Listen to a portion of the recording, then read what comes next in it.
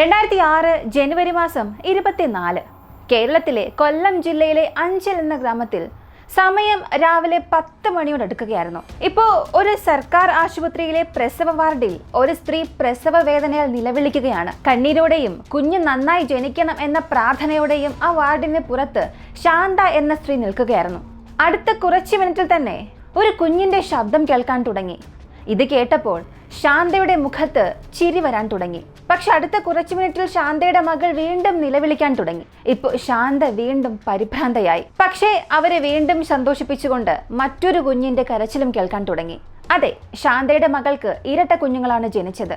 കുറച്ച് മിനിറ്റുകൾക്ക് ശേഷം ആ മുറിക്കുള്ളിലേക്ക് കടന്ന ശാന്ത തന്റെ 24 വയസ്സുള്ള മകൾ രഞ്ജിനി വീണ്ടും ജനിച്ചതുപോലെ ആ കിടക്കയിൽ അകന്ന് കിടക്കുകയാണ്. മുത്തുപോലുള്ള 2 പേരക്കുട്ടികളെയും തൊട്ടിൽ കിടക്കുന്നതും കണ്ടു. സന്തോഷത്താൽ ആ അമ്മയുടെ 2 കണ്ണുകളും നിറഞ്ഞു. പഞ്ചാബിലെ പത്തൻകോട്ടിൽ പട്ടാളത്തിൽ ജോലി ചെയ്യുന്ന രഞ്ജിനിയുടെ ഭർത്താവ് ദിവ്യൽ കുമാറിനും ഈ ഒരു വിവരം ഇൻഫോം ചെയ്തു. ഇത് കേട്ട് അദ്ദേഹം ഒരുപാട് സന്തോഷിച്ചു. രഞ്ജിനി പ്രസവിച്ചുവെന്നറിഞ്ഞപ്പോൾ അവരുടെ അയൽക്കാർ സന്തോഷത്തോടുകൂടി ആശുപത്രിയിലേക്ക് വന്നു. പക്ഷെ അടുത്ത് സംഭവിക്കാൻ പോകുന്ന ക്രൂരമായൊരു സംഭവത്തെക്കുറിച്ച് അവർക്കൊന്നും ആ സമയം യാതൊരു ധാരണയുമില്ലായിരുന്നു. അതെ, രഞ്ജിനി പ്രസവിച്ച് 17 ദിവസത്തിന് ശേഷം, അതായത് ഫെബ്രുവരി മാസം 10-ന് അവളുടെ 2 പേരക്കുട്ടികൾക്കും ജനന സർട്ടിഫിക്കറ്റ് വാങ്ങാനായി ശാന്ത വീട്ടിൽ നിന്നും പുറത്തേക്കിറങ്ങി. അതേസമയം ഒരു യുവതി രഞ്ജിനിയെയും കുഞ്ഞുങ്ങളെയും കാണാൻ ആ വീടിനുള്ളിലേക്ക് പോയി. എന്നാൽ കുറച്ച് മിനിറ്റുകൾക്കുള്ളിൽ ആ സ്ത്രീ നിലവിളിച്ചുകൊണ്ട് വീട്ടിൽ നിന്നും പുറത്തേക്ക് ഓടാൻ തുടങ്ങി. അയാൾക്കാർ പോയി എന്താണ് സംഭവിച്ചത് എന്ന് നോക്കിയപ്പോൾ അവിടെ കണ്ട കാഴ്ച അവരെ വല്ലാതെ ഭയപ്പെടുത്തി. രഞ്ജിനി കൈകളും കാലുകളും വിടർത്തി തറയിൽ കിടക്കുകയായിരുന്നു. കണ്ണുകൾ രണ്ടും തുറന്നിരിക്കുകയായിരുന്നു. അവളുടെ കഴുത്ത് അറുക്കപ്പെട്ടിട്ടുണ്ട്. രക്തം വാർന്നു കിടക്കുകയാണ്. അതോടൊപ്പം ജനിച്ച് വെറും 17 ദിവസം മാത്രമായ 2 ചെറിയ പിഞ്ചു കുഞ്ഞുങ്ങൾ, അവരും അതുപോലെ തന്നെ കഴുത്ത് അറുക്കപ്പെട്ട അവസ്ഥയിൽ കിടക്കുകയായിരുന്നു. സംഭവം അറിഞ്ഞ് ഓടിക്കൂടി ആ വീട്ടിലേക്ക് വന്ന ശാന്ത ആ ഒരു സാഹചര്യം കണ്ട് അപ്പോൾ തന്നെ ബോധരഹിതയായി. ഇത് കണ്ട അയൽക്കാർ പരിഭ്രാന്തരായി അവരുടെ മുഖത്ത് വെള്ളമൊഴിച്ച് അവരെ എഴുന്നേൽപ്പിക്കാൻ ശ്രമിച്ചു. അതേസമയം പോലീസിനെ വിളിച്ചും കാര്യം അറിയിച്ചു.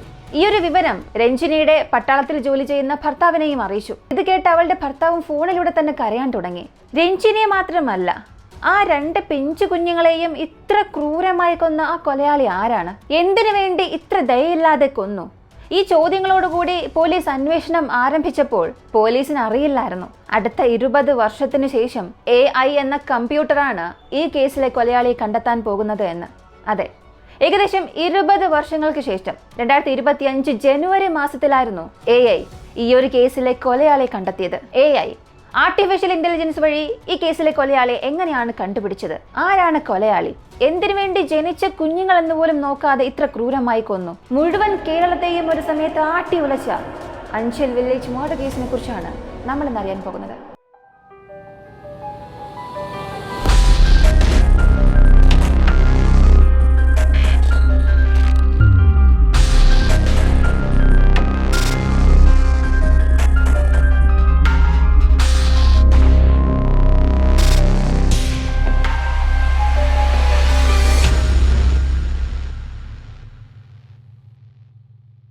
രഞ്ജിനിയുടെ വീട്ടിലെത്തിയ പോലീസ് അന്വേഷണം ആരംഭിച്ചു. അയൽക്കാരോട് അന്നത്തെ ദിവസം, സംഭവം നടന്ന അന്നത്തെ ദിവസം രഞ്ജിനിയുടെ വീട്ടിൽ സംശയാസ്പദമായി ആരെങ്കിലും വന്നിട്ടുണ്ടോ എന്ന് ചോദിച്ചു. അപ്പോൾ അവരിൽ ചിലർ പറഞ്ഞു മെലിഞ്ഞതും ഉയരമുള്ളതുമായ ഏകദേശം 25 വയസ്സ് തോന്നിക്കുന്ന ഒരാളെ കണ്ടുവെന്ന്. അയാൾ ബൈക്കിലായിരുന്നു രഞ്ജിനിയുടെ വീട്ടിലേക്ക് വന്നത്.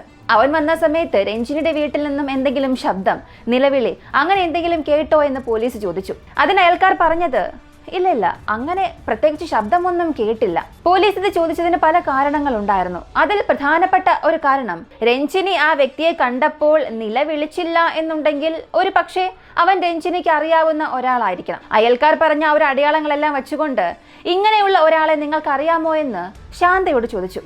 അതുവരെയും വല്ലാത്ത ദുഃഖത്തിലും കണ്ണീരിലുമായിരുന്ന രഞ്ജിനിയുടെ അമ്മ ശാന്ത പോലീസ് പറഞ്ഞ ഈ അടയാളങ്ങളെല്ലാം കേട്ട് പെട്ടെന്ന് അവരുടെ മുഖം തന്നെ മാറാൻ തുടങ്ങി.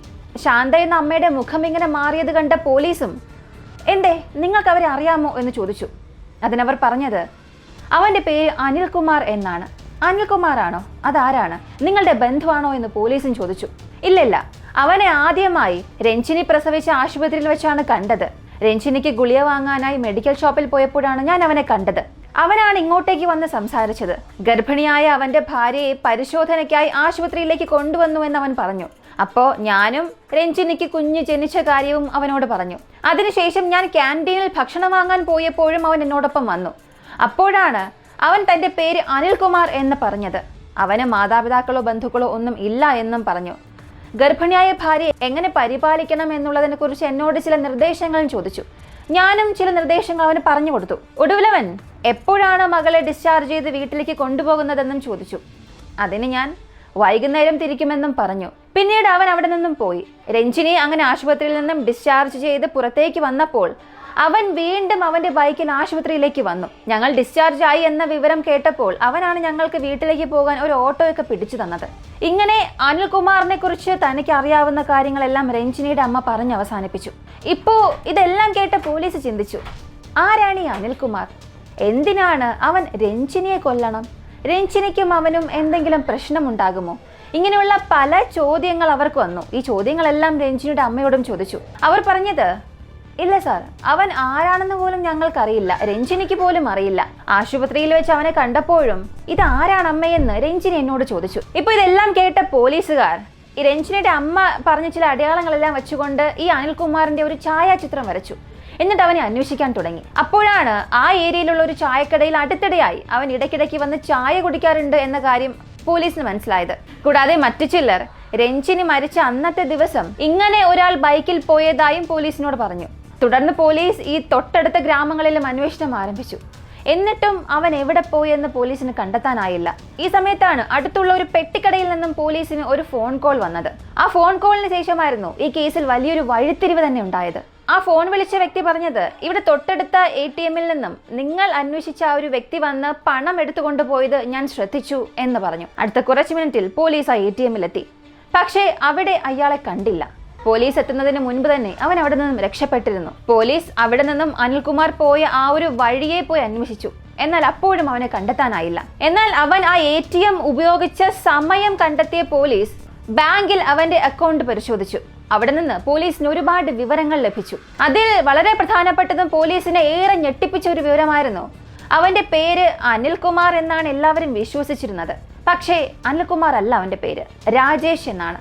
അവൻ കണ്ണൂരിലാണെന്നും പോലീസിന് മനസ്സിലായി. അങ്ങനെ അവർക്ക് ലഭിച്ച വിലാസത്തിൽ ചെന്ന് കണ്ണൂരിലേക്ക് ചെന്ന് പോലീസ് അന്വേഷിച്ചപ്പോൾ ആ വീട്ടിൽ അവന്റെ മാതാപിതാക്കൾ മാത്രമേ ഉണ്ടായിരുന്നുള്ളൂ. ഈ രാജേഷിനെ കുറിച്ച് ആ മാതാപിതാക്കളോട് ചോദിച്ചപ്പോൾ തങ്ങളുടെ മകൻ പത്തൻകോട്ട് സൈന്യത്തിൽ ജോലി ചെയ്യുന്നു എന്നാണ് പറഞ്ഞത്. പത്തൻകോട്ടോ? ഈ ഒരു പേര് നമ്മൾ ഇതിനകം തന്നെ ഈ വീഡിയോയിൽ കേട്ടിട്ടുണ്ട് അല്ലേ? അതെ, രഞ്ജിനിയുടെ ഭർത്താവ് ജോലി ചെയ്യുന്ന അതേ ആർമി ക്യാമ്പിലായിരുന്നു ഈ രാജേഷ് കുമാറും ജോലി നോക്കിയിരുന്നത്. മാത്രമല്ല അവൻ 1 മാസത്തെ അവധിക്കാണ് ഇവിടെ വന്നത് എന്നറിഞ്ഞ പോലീസ് തീർച്ചയായും അവൻ വീട്ടിൽ വരും. അങ്ങനെ വീട്ടിൽ വരുമ്പോൾ അവനെ അറസ്റ്റ് ചെയ്യണമെന്ന് പോലീസ് കാത്തിരുന്നു. ആ ദിവസം മുഴുവനും അവൻ വീട്ടിൽ വന്നില്ല.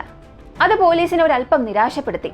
എന്നാൽ മരണകാരണം കണ്ടെത്താൻ ഒരുപാട് കഷ്ടപ്പെട്ട പോലീസുകാർക്ക് ഇപ്പൊ ചെറിയ സൂചന ലഭിച്ചു. അതായത് രഞ്ജിനിയുടെ ഭർത്താവായ ദിവിൽകുമാർ ജോലി നോക്കുന്ന അതേ സ്ഥലത്താണ് ഈ രാജേഷും ജോലി ചെയ്യുന്നത്. അപ്പോ അവർക്ക് രണ്ടുപേർക്കും ഇടയിൽ എന്തെങ്കിലും ഒരു പ്രശ്നം ഉണ്ടായിരിക്കാം. അതുകൊണ്ടായിരിക്കാം അയാൾ ദിവിൻകുമാറിന്റെ ഭാര്യയെ കൊന്നത് എന്ന് പോലീസ് സംശയിക്കാൻ തുടങ്ങി. ആ സംശയം ഒന്ന് സ്ഥിരീകരിക്കാൻ പത്തൻകോട്ട് സൈനിക താവളത്തിലേക്ക് വിളിച്ച് അന്വേഷിക്കാൻ തുടങ്ങി. എന്നാൽ ആ കോളിൽ സംസാരിച്ച ഈ ദിവിൽകുമാറിന്റെ മേലുദ്യോഗസ്ഥൻ പറഞ്ഞത് അയാൾ കഴിഞ്ഞ 2 മാസമായി ഡ്യൂട്ടിയിൽ വന്നിട്ടില്ല എന്നാണ്. ഇത് കേട്ടപ്പോൾ പോലീസ് വീണ്ടും ചിന്തിച്ചത് ഒരുപക്ഷെ രാജേഷ് ദിവിൽകുമാറിനെയും എന്തെങ്കിലും ചെയ്തിട്ടുണ്ടാകുമോ എന്ന്. എന്നാൽ ഇത് കേട്ട രഞ്ജിനിയുടെ അമ്മ ദിവിൽകുമാറിനെ തന്നെ സംശയിക്കാൻ തുടങ്ങി. രഞ്ജിനിയെയും കുഞ്ഞുങ്ങളെയും കൊന്നത് അവളുടെ ഭർത്താവായ ദിവിൽകുമാർ തന്നെ ആയിരിക്കും എന്ന് ആ അമ്മ പോലീസിനോട് പറഞ്ഞു. അതെന്താ, എന്തിനാണ് നിങ്ങൾ ഇങ്ങനെ പറയുന്നത് എന്ന് ചോദിച്ചപ്പോൾ ആ അമ്മ പറഞ്ഞത് രഞ്ജിനും ദിവിൽകുമാറും പ്രണയത്തിലായിരുന്നു. അവൾ ഗർഭിണിയായതിനു ശേഷമാണ് ഇവർ തമ്മിലുള്ള പ്രണയം പോലും ഞാൻ അറിയുന്നത്. ആ സമയം പത്തൻകോട്ടിലുണ്ടായിരുന്ന ദിവിൽകുമാറിനെ വിളിച്ച് രഞ്ജിനിയെ പെട്ടെന്ന് തന്നെ വിവാഹം കഴിക്കണം എന്ന് ഞാൻ ആവശ്യപ്പെട്ടു. അതിന് ആദ്യം അവൻ ശരിയെന്ന് പറഞ്ഞു. എന്നാൽ പിന്നീട് പല കാരണങ്ങൾ പറഞ്ഞ് വിവാഹം നീട്ടിവെക്കാൻ തുടങ്ങി. ഏകദേശം ഒരു 4 മാസം കഴിഞ്ഞു. പെട്ടെന്ന് ഒരു ദിവസം വിളിച്ചിട്ട് രഞ്ജിനിയുടെ കുട്ടികളുടെ അച്ഛൻ താനല്ല എന്നവൻ പറഞ്ഞു. താൻ രഞ്ജിനിയെ വിവാഹം കഴിക്കില്ല എന്നും പറഞ്ഞു. അങ്ങനെ രഞ്ജിനിയും ഞാനും പോലീസിൽ പരാതി നൽകാൻ പോയി. അങ്ങനെ പോലീസ് സ്റ്റേഷനിലെ ഒരു പോലീസ് ഉദ്യോഗസ്ഥൻ ദിവിൽ കുമാറിനെ വിളിച്ച് സംസാരിച്ചു. രഞ്ജിനിയെ വിവാഹം കഴിച്ചില്ലെങ്കിൽ നിങ്ങളെ അറസ്റ്റ് ചെയ്ത് ജയിലിൽ അടയ്ക്കുമെന്ന് ആ പോലീസ് ഒരു മുന്നറിയിപ്പ് നൽകി. കൂടാതെ രഞ്ജിനിയുടെ വയറ്റിൽ വളരുന്ന കുഞ്ഞുങ്ങൾക്ക് നീയാണ് അച്ഛൻ എന്നുള്ളത് DNA ടെസ്റ്റിലൂടെ കണ്ടെത്താൻ സാധിക്കും എന്നുള്ള ഒരു ഭീഷണി രൂപത്തിലും ആ പോലീസ് ഉദ്യോഗസ്ഥൻ സംസാരിച്ചു. ഇതിൽ ഭയന്നുപോയ ദിവിൽ കുമാർ പറഞ്ഞത്, ക്ഷമിക്കണം സാർ, ഞാൻ ദേഷ്യത്തിൽ അങ്ങനെ എന്തൊക്കെയോ സംസാരിച്ചതാണ്, ഞാൻ അവളെ വിവാഹം കഴിക്കാമെന്നും പറഞ്ഞു. അങ്ങനെ എന്നോടും രഞ്ജിനിയോടും അവൻ ക്ഷമ ചോദിച്ചു. അടുത്ത 2 മാസത്തിനുള്ളിൽ നാട്ടിലേക്ക് വന്ന് രഞ്ജിനിയെ വിവാഹം കഴിക്കാമെന്നും അവൻ പറഞ്ഞു. പക്ഷെ ഇന്നുവരെയും അവൻ വന്നിട്ടില്ല. അതെ, രഞ്ജിനിക്കും ദിവിൽ കുമാറിനും വിവാഹം കഴിഞ്ഞിട്ടില്ല. മാത്രമല്ല, രഞ്ജിനിയും കുഞ്ഞുങ്ങളും കൊല്ലപ്പെട്ടു എന്ന വിവരം കേട്ടിട്ട് കൂടിയും അവൻ നാട്ടിൽ വന്നില്ല. ഇപ്പൊ അവനും ഈ രാജേഷും ഒരേ സ്ഥലത്താണ് ജോലി ചെയ്യുന്നത് എന്നുള്ള ഈ വിവരങ്ങളെല്ലാം വെച്ച് നോക്കുമ്പോൾ തീർച്ചയായും അവർ 2 പേരും ചേർന്നാണ് രഞ്ജിനിയെ കൊന്നത് എന്ന് രഞ്ജിനിയുടെ അമ്മ പറഞ്ഞു. ഇതൊക്കെ കേട്ട് ഒന്നും മനസ്സിലാകാത്ത പോലീസ്, ഇതൊക്കെ നിങ്ങൾക്ക് ആദ്യമേ പറയാമായിരുന്നില്ലേ എന്ന രീതിയിൽ അമ്മയെ ഒന്ന് നോക്കി. എന്നിട്ട് ഈ 2 പേരെയും തിരയാൻ തുടങ്ങി. പഞ്ചാബ് പോലീസിനോട് അവനെ കണ്ടെത്താൻ സഹായവും ചോദിച്ചു. എന്നാൽ മാസങ്ങൾ കഴിഞ്ഞിട്ടും അവർക്ക് രാജേഷ്, ദിവിൽ കുമാർ 2 പേരെയും കണ്ടെത്താൻ സാധിച്ചില്ല. ഇക്കാരണത്താൽ രഞ്ജിനിയുടെ അമ്മ നിരാശയായി. കേസ് CBIയിലേക്ക് കൈമാറണമെന്ന് ആവശ്യപ്പെട്ടുകൊണ്ട് കോടതിയിൽ ഒരു പെറ്റീഷൻ കൊടുത്തു. ഇത് അംഗീകരിച്ച കോടതി ഈ കേസ് CBIയിലേക്ക് മാറ്റി. CBI ഈ കേസിൽ അന്വേഷണം നടത്താൻ തുടങ്ങി. ഗുജറാത്ത്, മഹാരാഷ്ട്ര, ആന്ധ്ര, കർണാടക പല സംസ്ഥാനങ്ങളിൽ രാജേഷിനെയും ദിവിൽ കുമാറിനെയും കണ്ടതായി പലരിൽ നിന്നും CBIക്ക് വിവരം വരാൻ തുടങ്ങി. എന്നിട്ട് പോലും CBIക്ക് ഇരുവരെയും കണ്ടെത്താനായില്ല. ഈ 2 പേരും ഇപ്പൊ സംസ്ഥാനം വിട്ട് സംസ്ഥാനം ഇങ്ങനെ മാറി മാറി രക്ഷപ്പെട്ടു പോവുകയാണെന്ന് മനസ്സിലാക്കിയ CBI അവർക്ക് 2 പേർക്കും ലുക്കൌട്ട് നോട്ടീസ് ഇഷ്യൂ ചെയ്തു. ലുക്കൌട്ട് നോട്ടീസ് എന്നത് പോലീസ് തിരയുന്ന ആളുകൾക്ക് വേണ്ടിയിട്ടുള്ള ഒരു പ്രത്യേക അന്വേഷണ രീതിയാണ്. ഇന്ത്യൻ അതിർത്തി കടക്കുന്നത് തടയാൻ ഈ അലേർട്ട് നോട്ടീസ് പുറപ്പെടുവിക്കും. അവരത് വിമാനത്താവളം, തുറമുഖം തുടങ്ങിയ അതിർത്തികളിലേക്കെല്ലാം അയക്കും. ഈ അതിർത്തികളിലുള്ള ഉദ്യോഗസ്ഥർ വഴി അവരെ നിരീക്ഷിക്കാൻ തുടങ്ങും. പക്ഷെ അപ്പോഴും CBIക്ക് അവരെ കണ്ടെത്താൻ കഴിഞ്ഞില്ല. 1-2 വർഷമല്ല, 19 വർഷമാണ് രാജേഷും ദിവിൽ കുമാറും CBIയിൽ നിന്നും രക്ഷപ്പെട്ട് നടന്നത്. അവർ രക്ഷപ്പെട്ടങ്ങനെ ജീവിച്ചെങ്കിലും രഞ്ജിനിയുടെ അമ്മ പ്രതീക്ഷ കൈവിട്ടില്ല. അവരെ കണ്ടെത്താൻ നിരന്തരം അപേക്ഷിച്ചുകൊണ്ടിരുന്നു. അവരുടെ കഠിനാധ്വാനത്തിന്റെ ഫലമായി രഞ്ജിനിയുടെ മർഡർ കേസിൽ CBI നിലവിലെ സാങ്കേതിക വിദ്യ ഉപയോഗിക്കാൻ തീരുമാനിച്ചു.